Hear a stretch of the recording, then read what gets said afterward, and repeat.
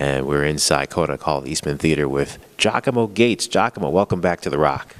My pleasure, Derrick. Thank you very much. And congratulations on the new album, Miles Tones, on High Note Records.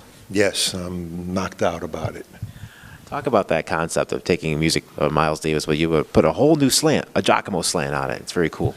Well, thank you. It was certainly a nod to Miles Davis, but also a nod to all the great lyricists who wrote lyrics to Miles's music, and they were also singers. Jon Hendricks, Oscar Brown Jr., Eddie Jefferson, Al Jarreau, Babs Gonzalez, and a few standards that Miles played and were connected to him. So we just thought it would be a good idea. Speaking with Giacomo Gates here on Jazz 90.1. Some of those songs have been used in years, and some of those songs are really, really challenging. Talk about how you're able to prepare for each of those tunes, because it is not easy stuff, especially like a tune like Publicity. Well, some musicians call it rehearsal, some call it practicing, but the reality is called tedious repetition. And then you have to inject.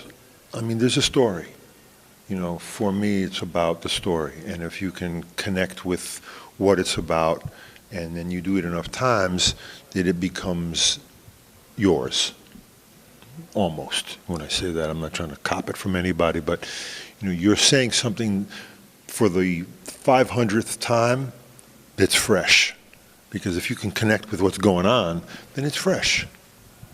Talk about the decision in terms of the programming of the CD, because Miles performs so many standards, and he's associated with so many of those that some of you did not choose. So talk about the selection process, because that must have been painstaking.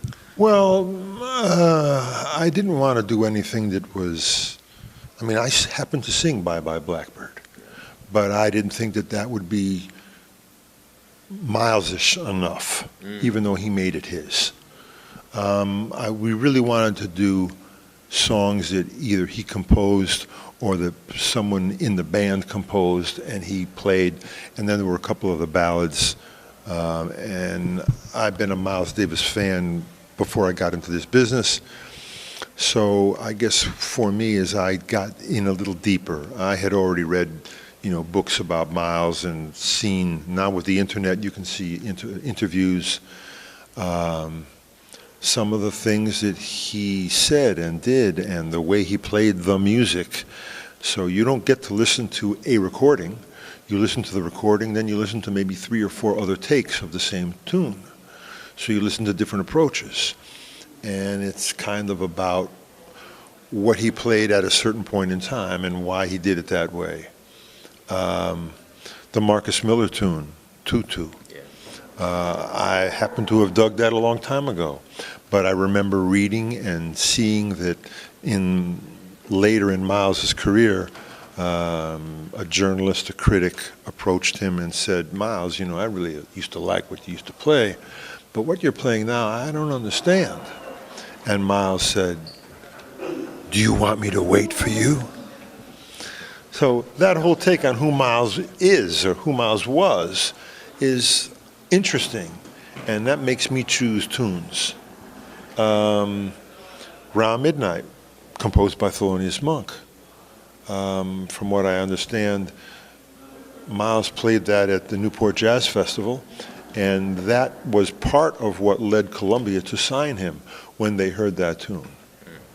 And then Miles put a different intro on it than Monk's intro.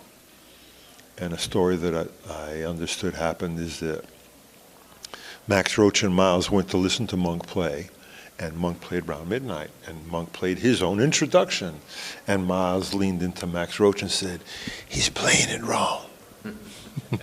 So for me, that's funny stuff. Yeah. Miles had a great sense of humor, but also Miles was, from what I understand, I never met the gentleman. I've seen him perform a couple times live. But he was very shy. He was very introverted.